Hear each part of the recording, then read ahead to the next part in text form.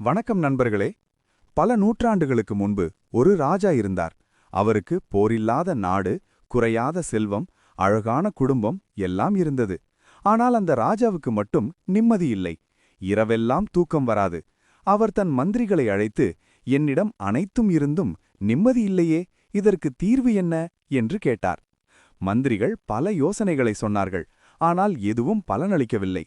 கடைசியில் ஒரு வயதான முனிவர், மன்னா, மேற்கு தொடர்ச்சி மலையில் ஒரு குகையில் வாழும் சித்தர் போகர் இருக்கிறார். அவரிடம் சென்றால் விடை கிடைக்கும் என்றார். ராஜாவும் போகரை தேடிச் சென்றார். அங்கே அந்த எளிய சித்தரிடம் தன் குறைகளை கூறினார். போகர் சிரித்துக்கொண்டே, மன்னா, பணம் சம்பாதிப்பது ஒரு கலை, அதை நிர்வகிப்பது ஒரு அறிவியல். நிம்மதி என்பது நீ தேடி அலையும் ஒரு பொருள் அல்ல, அது உன் உள்ளேயே இருக்கிறது.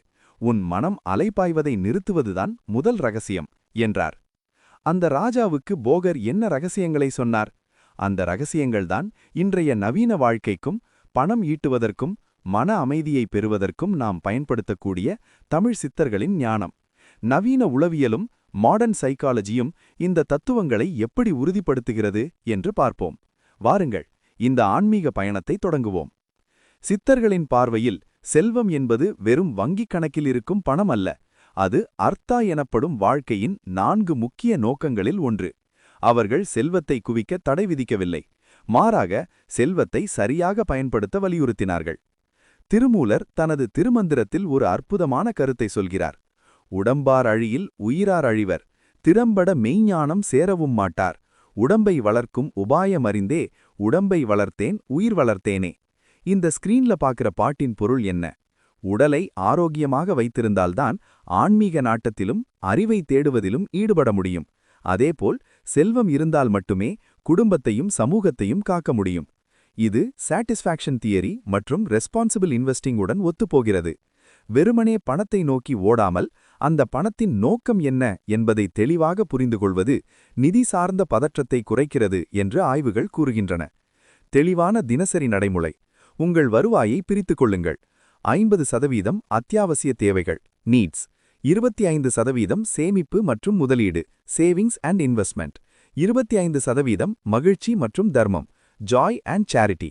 இந்த எளிய திட்டமிடல் உங்கள் நிதி வாழ்க்கையில் கட்டுப்பாட்டை கொண்டு வந்து நிம்மதியான செல்வந்தர் வாழ்க்கைக்கு அடித்தளமிடும். செல்வத்தை ஈர்க்க நம் முன்னோர்கள் வெறும் உழைப்பை மட்டும் நம்பதில்லை, பிரபஞ்ச சக்தியை ஈர்க்கும் மந்திரங்களையும் வழிபாட்டு முறைகளையும் பயன்படுத்தினார்கள். சித்தைகள் குறிப்பிட்ட மிக சக்தி வாய்ந்த மந்திரம் ஒன்று உண்டு. நீங்கள் இதை ஒரு அஃபர்மேஷன் அல்லது சப்கான்ஷியஸ் புரோகிராமிங் என்று எடுத்துக்கொள்ளலாம். காக்னிட்டிவ் பிஹேவியரல் தெரப்பி சிபிடி போன்ற நவீன சிகிச்சைகளில் எதிர்மறை எண்ணங்களை நேர்மறை சொற்களால் மாற்றுவது குறித்து பேசப்படுகிறது.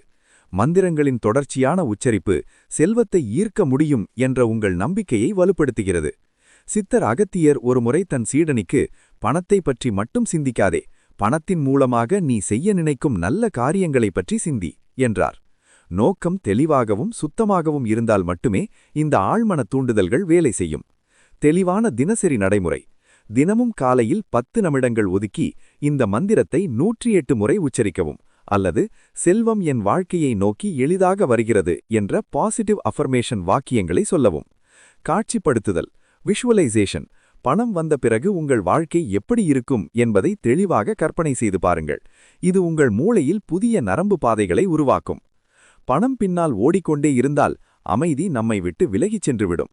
நிம்மதியான மனம்தான் உண்மையான செல்வம். மன அமைதி பெற சித்தர்கள் தியானம் மற்றும் யோக கலைகளை கற்பித்தார்கள்.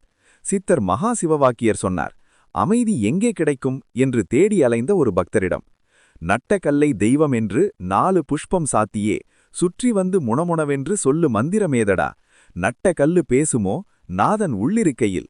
இந்த ஸ்கிரீன்ல பார்க்கிற பாட்டின் பொருள், அமைதியை வெளியில் இருக்கும் கோவிலிலோ சிலையிலோ தேடாதே, இறைவன் உன் உள்ளேயே இருக்கிறார். உன் மனதை அமைதிப்படுத்து, அமைதி தானாக வரும். இது நவீன நினைவாற்றல் பயிற்சியின் மைய கருத்தாகும். நிகழ்காலத்தில் கவனம் செலுத்துவதன் மூலம் பதற்றம் மற்றும் மன அழுத்தத்தை குறைக்கலாம் என்று ஆயிரக்கணக்கான அறிவியல் ஆய்வுகள் நிரூபித்துள்ளன. மன அலைச்சல்களை நிறுத்தி சும்மா இரு என்ற நிலையை அடைவது அறிவாற்றல் செயல்திறனை அதிகரிக்கிறது. தெளிவான தினசரி நடைமுறை. சுவாசத்தை கவனியுங்கள்.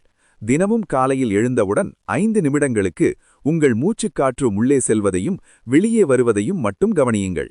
பிராணாயாமம். நாடி சுத்தி போன்ற எளிய மூச்சு பயிற்சிகளை மாலையில் 5 நிமிடங்கள் செய்யவும். இது நரம்பு மண்டலத்தை அமைதிப்படுத்தும். மௌனம்.